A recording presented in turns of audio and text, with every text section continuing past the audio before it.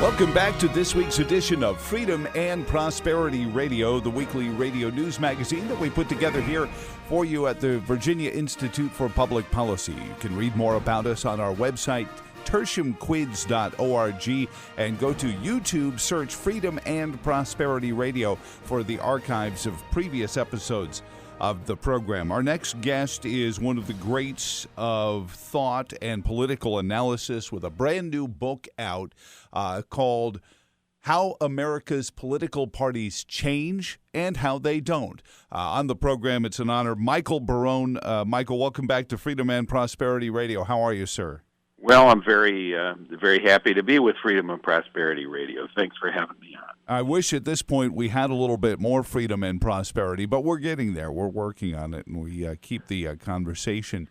Now, if I understand correctly, the book was kind of prompted by the post-mortem of the Republican Party after the Trump victory in the presidency, not just the presidency, but the primary race. And it made you, who have for years been a student, I think you still author the Almanac of American Politics for National Journal, to look into this more deeply. Am I correct about that?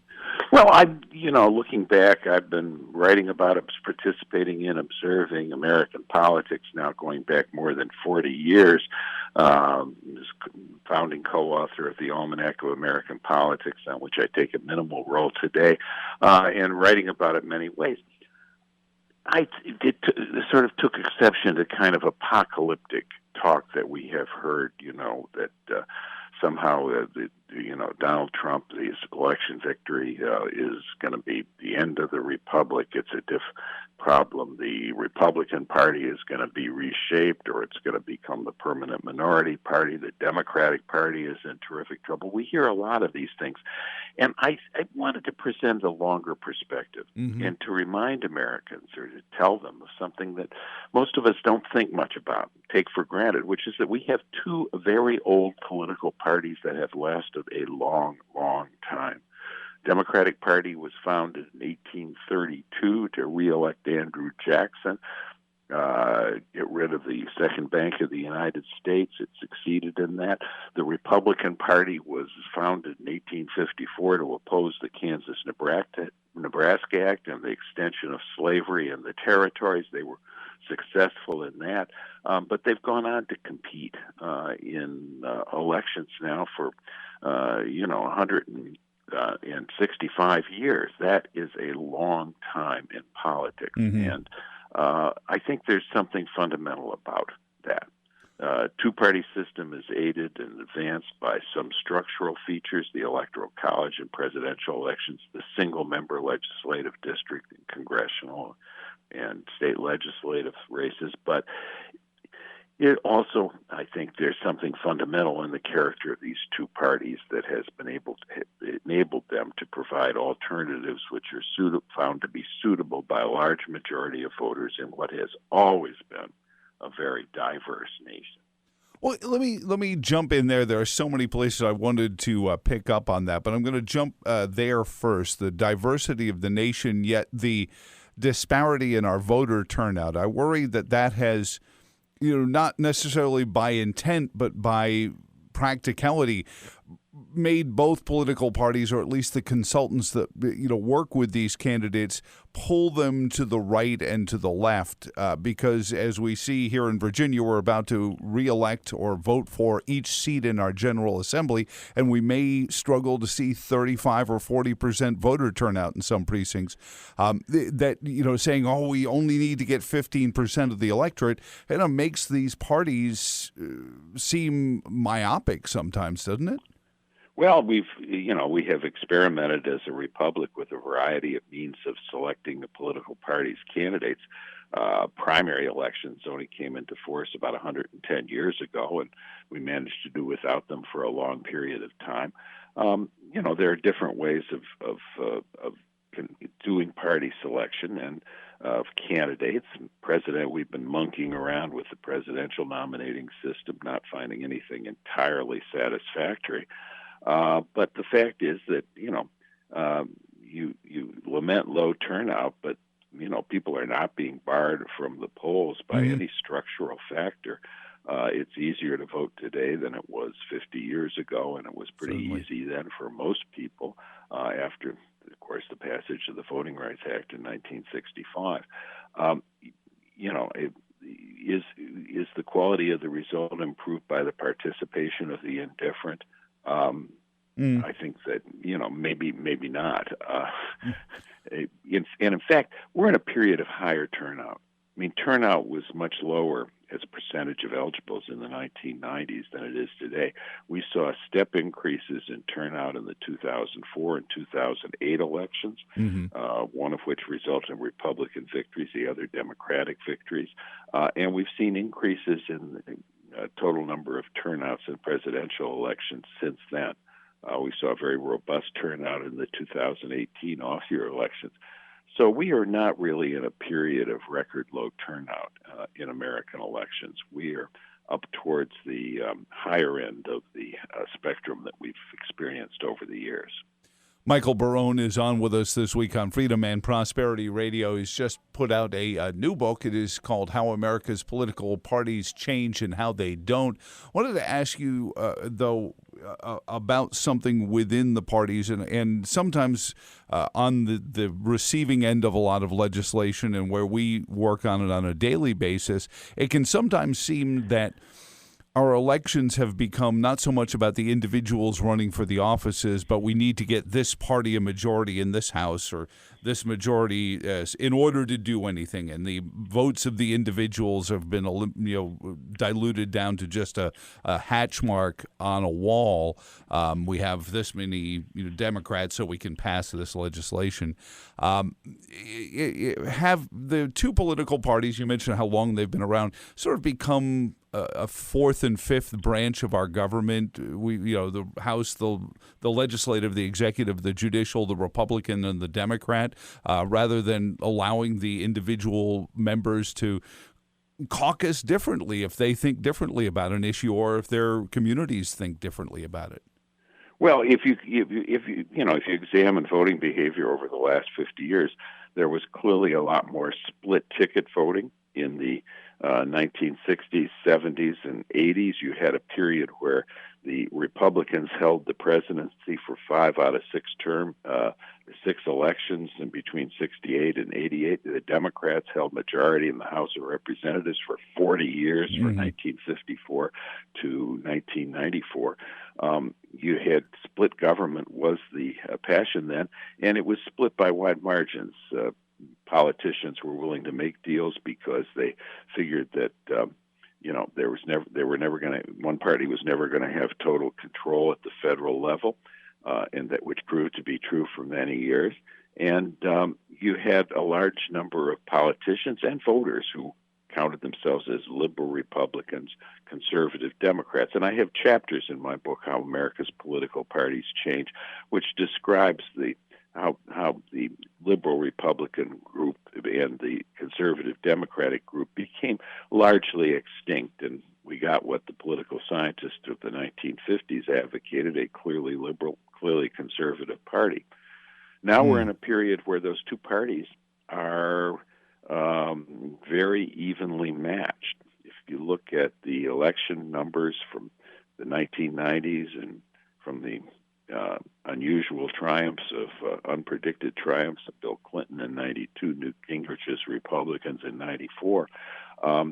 It's been close, and both parties, and we can see this in the run-up to the 2020 election, both parties are reluctant to make bipartisan deals, in part because they believe there's a realistic chance that they may have the presidency and the House and the Senate after the next election, as the Democrats did in 2008, as the Republicans did in 2016. And so you'll see optimistic Republicans saying, hey, we're going to get the House back and reelect President Trump. You can see optimistic Democrats saying, look, we could just need to take a few Senate seats and change a few votes in a few states, and we will have the presidency, the House, and the Senate. Neither view is totally unrealistic or fanciful. So, we're going to wait for the next time when we control the things. We've had periods before like this in our history. 1870s and 80s were a period of polarized partisan parity, and we're seeing it again. It's not a totally comfortable situation for parties and for politicians and for journalists, but it's what the voters are giving us. Michael Barone on Freedom and Prosperity Radio this week. The book is How America's Political Parties Change and How They Don't. I want to go to the subtitle and get into, because many people will talk about Lincoln being, this great high hero of the Republican Party, and then I'll hear people say, "Oh, he wasn't really a Republican. He was but then if you read Russell Kirk and you realize that what he insists is that to be truly conservative is like a gardener, one has to prune to keep a healthy plant, and that really conservatism is really the agent of change, and to look for those things that make a healthy society. Where have you seen the parties not changing all that much? Well, where I think the parties have not changed is that each of them has a basic character, personality, DNA, which it's had since their beginnings in 1832 and 1854 and retained today, even while they have changed positions on many issues. The Republican Party has always been formed around a core constituency of people who are thought by themselves and others to be typical Americans somehow, but they're never a majority by themselves. And whether it was New England Yankees in the 19th century, in 1854, whether it was today, married white Christians are sort of the core of the Republican Party. The Democratic Party has always been a coalition of outgroups, of Southern slaveholders and segregationists, plus Irish Catholic immigrants in big cities in the 19th century, or low-income African American voters and very high-income, high-education Ivy League elites in New York, San Francisco, Los Angeles, who are core constituencies in the Democratic Party today. Very different socioeconomic circumstances and some different positions on issues. So united, that Democratic Party can be a majority, but uniting them and keeping them together on one set of issues is difficult, just as it's proved difficult for the Republican Party to expand beyond that core constituency, which has changed over the years, and amass majorities. Michael, has it been your experience that in both political parties they do a disservice by suborning the idea of vote for me and I'm going to go address these issues for you, rather than the simplistic view of what our elected government is supposed to do, which is defend our rights and protect our freedoms? They both seem to often run to campaigning for proactive things, and then their voters become disillusioned with them when those aren't delivered predictably in the end, and it's really not a function of the system as much as it is of those who participate in it. Well, it's you don't see very many politicians of either party campaigning on a slogan. I'm going to get an office, sit there, collect my salary, and show up in the office between 9 and 5. True. Although I might vote for that. Sign proclamations. The fact is that there's business to be attended to of government, even for minimalist people like, you go back to one of Ronald Reagan's heroes. He put the picture of President Calvin Coolidge. Oh, yes. In Shrank the Calvin government. Coolidge, under Coolidge and his predecessor, his ticket mate, Warren G. Harding, the Republicans of the 1920s did some very serious legislation. They created the Bureau of the Budget, which made a rational budget out of what had been a hodgepodge of government agencies and controlled spending. They cut tax rates very substantially and ended up collecting more money from rich people, even while they were lowering their tax rates. They passed immigration restriction legislation, which legislation which most Americans would say went too far today, would say went too far, but it was an achievement of government. They performed governmental functions. They sought to have a constructive foreign policy towards European nations in the wake of World War I. there were governmental things to do, even in a period of so-called conservatism and torpor and inaction, even at that time. And, both parties do have a history of government action in various ways. You mentioned Abraham Lincoln. The Republican Party took a national position on slavery, were against extending slavery in the territories, and in the course of the Civil War, they came to support the abolition of slavery. That was a big government action, and it was enforced by a very, very much enlarged government in the war and in seeking under President Grant to enforce the equal rights for Black Americans in the South after the Civil War. You had the Democratic Party, of course, which historically in the 19th century was kind of a laissez-faire party. Let's have low taxes, free trade. We will allow the segregation in the South and the saloon in the North. Becomes a government activist party in the administrations of Woodrow Wilson to some extent, and then with Franklin Roosevelt. So the parties are adapting, and neither one of them is a purely libertarian party.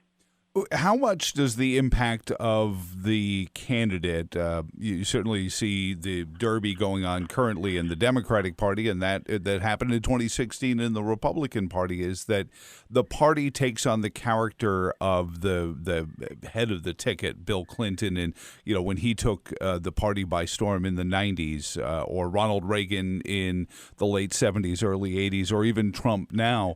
How much does that impact the party? We see the Democratic Party kind of fighting over the Clintonistas versus the Obamanites, and those who want the future of the Democratic Party to be their view.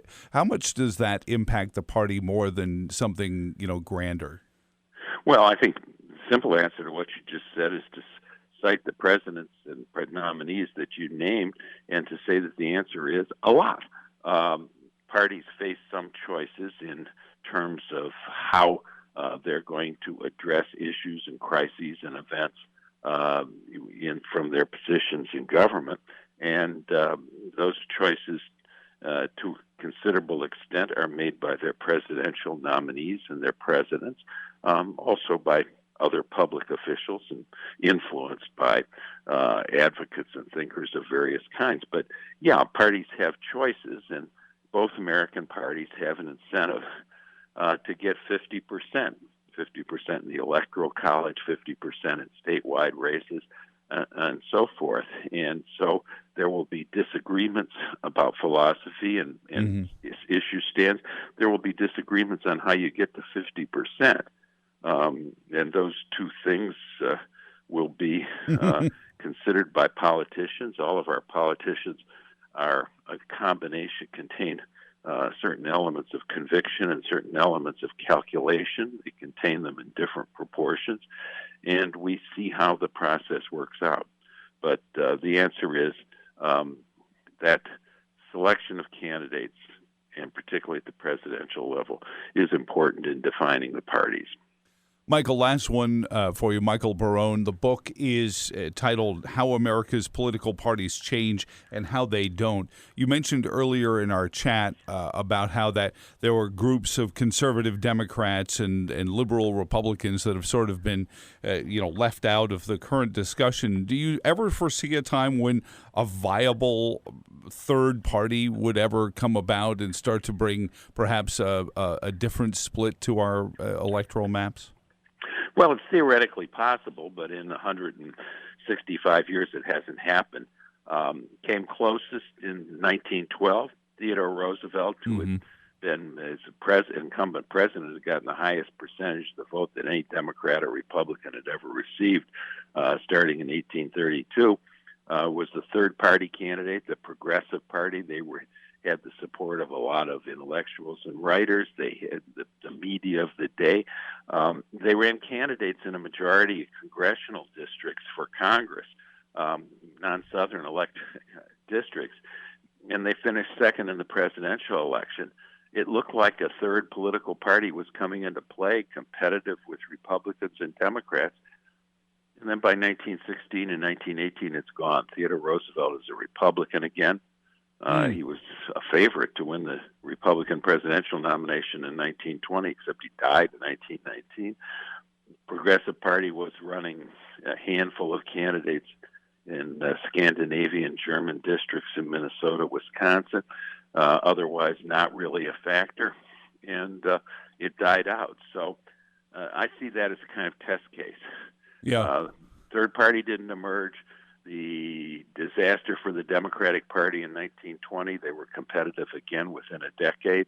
Disaster for the Republican Party in 1932, they were competitive again after a decade. So I think there's something fundamental about these two specific parties with their special personality, character, and DNA.